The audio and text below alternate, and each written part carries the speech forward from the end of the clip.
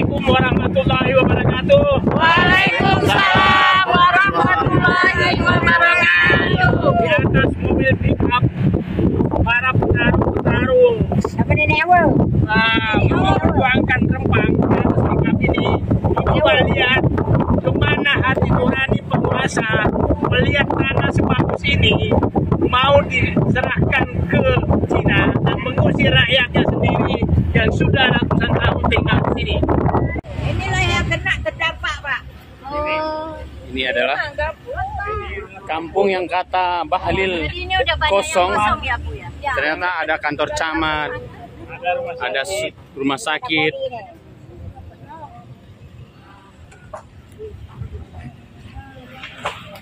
Putar sana Bapak ke TK nanti bilang. Putar ke TK bilang. Putar ke TK, Pak. Ini kuburan Pak. Ada sih, Pak. Ini kuburan Kak Pak. Yang ada Kuburan Pak. Ini Pak. Kuburan nih. Kuburan tuh. Kuburan. Bagaimana mungkin ada daerah tidak berpenghuni kuburannya ada? Ini Mas Komat Pak ya. Ini Mas Komat ya Pak. Di sini atas sini Mas Komat. Kami muter-muter dengan ibu-ibu untuk melihat kondisi Rempang sebenarnya, dan saya katakan Rempang ini sepertinya adalah salah satu serpihan tanah terbaik di Indonesia dengan kontur yang sangat bagus, jauh lebih bagus daripada ibu kota negara yang dibangga-banggakan itu. Ini mobilnya si Jokowi aja masuk. Ke sini ya? Jokowi aja Pernah ke sini. Oh, pernah. Nah, Iya lah, orang dia mau direbut dia. Baru itu udah masuk dia tahu tak apa ngomongan tak ada orang di sini. Makin dia nak busur ini kan dia tak pernah masuk kampung. Rudi nggak pernah ke sini lagi ya? Ini kan Pak Rudi. Rudi dia. Aku nggak pernah jualan sini ya. Kan jualan ini. Dia pernah pergi Selatan. Kalau Pak Rudi tadi Balik kami tunggu dengan orang ini Rempang tadi SMP tadi kami bawa jodoh sampai kasih menolak kami. Ibu, yang tulisin merah-merah kenapa itu Mbak? Suruh kita biasa nanti. Mana Pak? tolak anu tol. Tolak lokasi. Ini kan Pak Ed. Ya, Oh, tol. taruh lokasi. Oh, iya.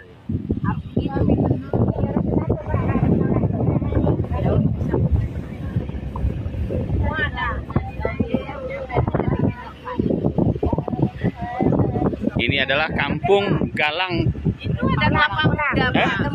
Kampung Sembulang yang akan digusur. Padahal ini adalah daerah yang sangat bagus pemandangannya dan tanahnya adalah tanah-tanah subur. Masa ya di sini mau dibikin pabrik kaca? Bapak Ibu sekalian, kami menyatakan Dari mobil truk ini saya menghimbau kepada penguasa dan kepada aparat, hentikan segera intimidasi kepada rakyatmu. Rakyatku sudah menderita. Ini ibu-ibu yang sudah berjuang setiap saat untuk mempertahankan sumber kehidupan mereka di Pulau Rempang. Lihat Pulau Rempang, pulau yang sangat bagus dan indah. Oke, kita semua berjuang untuk Rempang.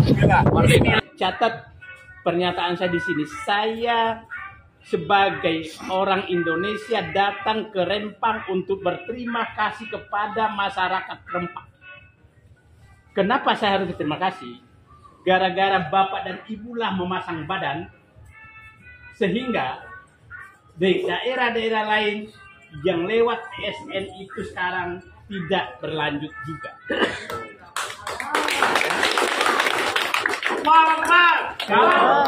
Kalau masyarakat Rempang kalah, saya yakin daerah lain juga akan diserahkan.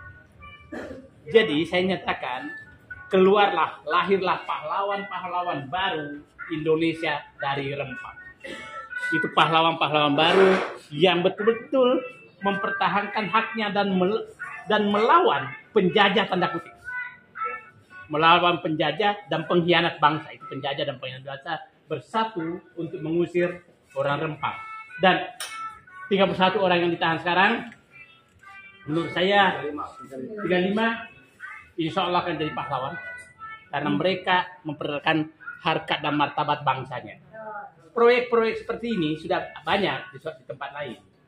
Nah, tapi setelah masyarakat Rempang keluar melawan dan kita dukung semua, sepertinya mereka juga mulai menghitung. Saya tadi jalan melihat ada nggak hati nurani orang yang ngambil kebijakan ini mengusir rakyatnya di tanah yang konturnya sangat bagus, ratusan tahun hidup, terus mengusir mereka. Itu di mana hati nurani mereka? Lepas dari apapun adalah bahwa ini rakyatku. Nah, jadi saya, kalau Bapak katakan tadi, ini pasti saya akan suarakan terus. Bapak dan Ibu tahu saya kalau bersuara ya enggak. Saya nggak takut kalau di dalam kebenaran. Insya Allah ini saya akan sampaikan ke siapapun bahwa jangan lagi utak-utik rakyat, biarkan dia hidup tenang. Karena bagi saya sangat tidak masuk akal. Saya kan paham pabrik kaca itu. Saya tahu berapa luas yang dibutuhkan. Paham saya. Dan pabrik begitu di tanah manapun bisa cocok. Kenapa mesti harus mengusir kampungnya orang? Itu logikanya di mana? Jadi saya pikirnya ini hanya dibungkus pabrik kaca.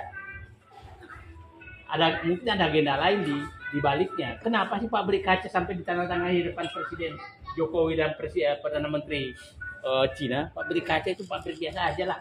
Asahi masih tahun 60-an nggak ada itu pabrik kaca itu. Kayak hebat-hebat amat. Nggak ada hebat-hebat. Jadi Ibu doakan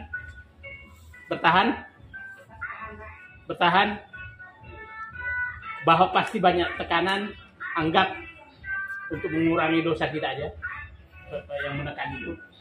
Dan saya yakin menekan juga itu sebenarnya. Saya kalau lihat rekamannya tuh bagaimana rakyat berhadapan dengan aparat di sini, itu betul-betul kayak terbayang oleh saya. Kalau saya seorang pemimpin, itu mungkin saya terbang ke sini melarang aparat itu. Masa rakyatku diusir untuk orang Cina, kan crazy, gila itu namanya, mengusir rakyat untuk ya sudahlah. Kalau sudah aparat bergerak, itu kan aparat itu kan hanya satu yang bisa memerintah, ya hanya satu yang bisa memerintah. Yang lain itu ya saya ingin menyatakan.